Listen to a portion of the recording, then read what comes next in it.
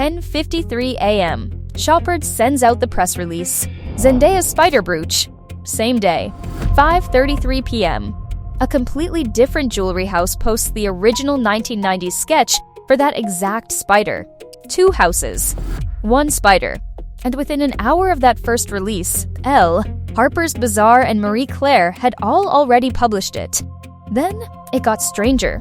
Weeks later, David Webb said it had asked for the brooch back several times and still didn't know where it was. No theft, no accusation, just a museum piece that went out on a press tour and never came home. Here are the receipts. Welcome to Loyal Luxury for the latest in celebrity fashion. And no fake suspense here.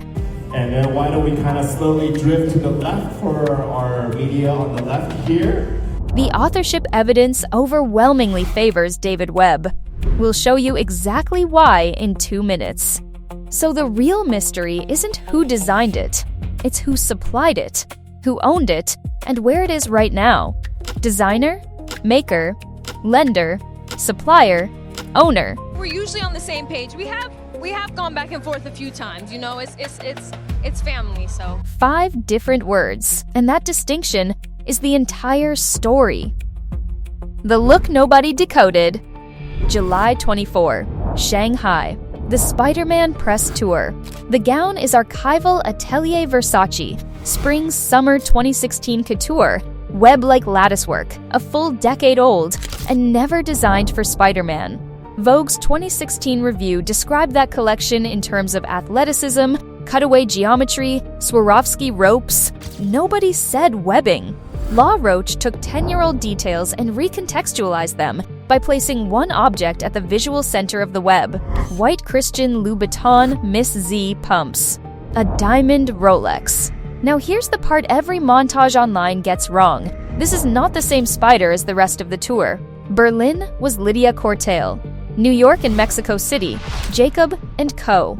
LA, Boucheron. The UK premiere, Karen Wolf for Zendaya, Pragnell on Tom Holland's tie. Only the Shanghai piece is at the center of this story. David Webb had the receipts. Hour before the sketch dropped, David Webb posted Zendaya and the brooch on Instagram, identifying it as a 1990s archival design. Then, 5:33 p.m., the house released the original sketch. Now, the auction precedent. Christie's had previously cataloged a closely related David Webb spider, 4.5 inches wide, flexible construction, circular and baguette-cut diamonds, platinum, signed Webb, and accompanied by a David Webb certificate of authenticity. It sold for $77,500 against a reported $50,000 high estimate. David Webb says the piece Zendaya wore belongs to its archive, sold once, then repurchased in 2015. So on authorship, this isn't 50-50. It's close to settled, which makes the next question the interesting one. The timeline. Here's how one credit traveled. 10:53 a.m. Chopard distributes a release with 2 Zendaya photographs describing the diamond and 19-karat yellow sapphire spider, plus a ring on her right hand. Telling detail, it does not list her Rolex. So this reads as a jewelry credit document, not a full-look breakdown. 11:07 a.m. Eastern, ELLE publishes. Contemporaneous reposts preserve the Chopard wording. 11:53, Harper's Bazaar. The cached original says Chopard. Marie Claire runs Chopard too.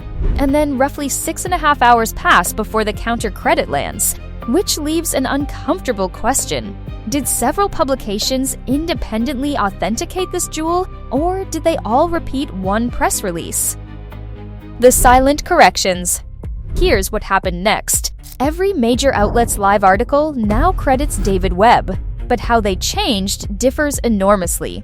ELLE, now David Webb. No visible correction note on the article reviewed. Harper's Bazaar, now David Webb. Also, no visible correction note. Marie Claire, now David Webb, with an explicit update stating the story was revised, the most transparent of the group.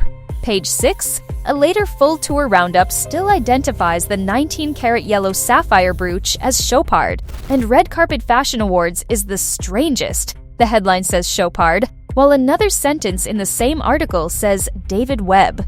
frozen mid-correction. Because here's the pipeline: jeweler or PR agency, stylist credit, publication copy, social reposts. Corrections: almost every credit you've ever read started as someone's press release. The forensics. So, let's put the jewel under the lamp. What Zendaya wore: a cushion-cut 19-karat yellow sapphire, brilliant cut diamonds, articulated legs, 18-karat gold and platinum, and a reportedly detachable center stone. Now the Christie's lot. Same flexible spider construction, different center, kunzite, which raises the best forensic question in this entire story. Could one spider body take different removable center stones? Webb's own account, sold then repurchased in 2015 for the museum collection, points that direction. But be precise. Without the style number, the serial number, the archive card, or a loan memo, the public record cannot prove these are the same physical object. Treat the stone swap as the strongest clue, not a confirmed fact. What Law Roach actually said. August 2. Law Roach addresses the infamous spider brooch in a 13-minute YouTube vlog, and he rejects the idea that someone with his experience would confuse where he obtained the jewel.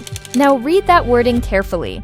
Where I got it is not the same claim as who made it. It could mean 4 different things: the maker, the immediate lender, whoever arranged the pull, or simply the brand named on the paperwork he received.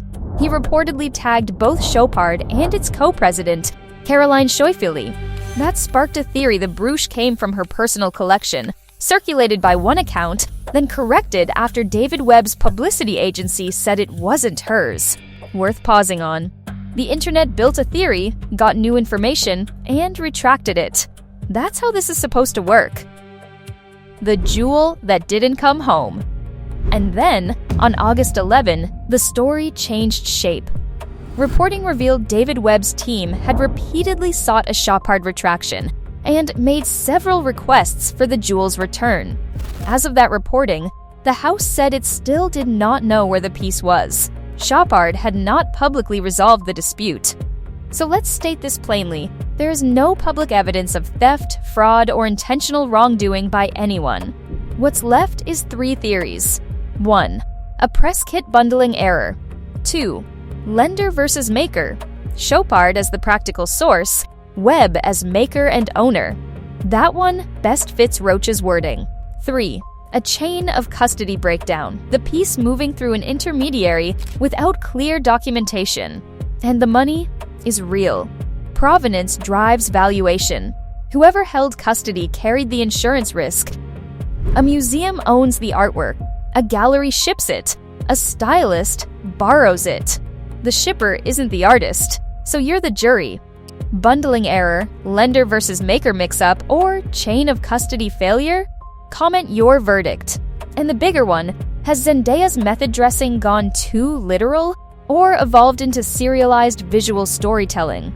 Subscribe to Loyal Luxury for the fashion stories nobody else tells.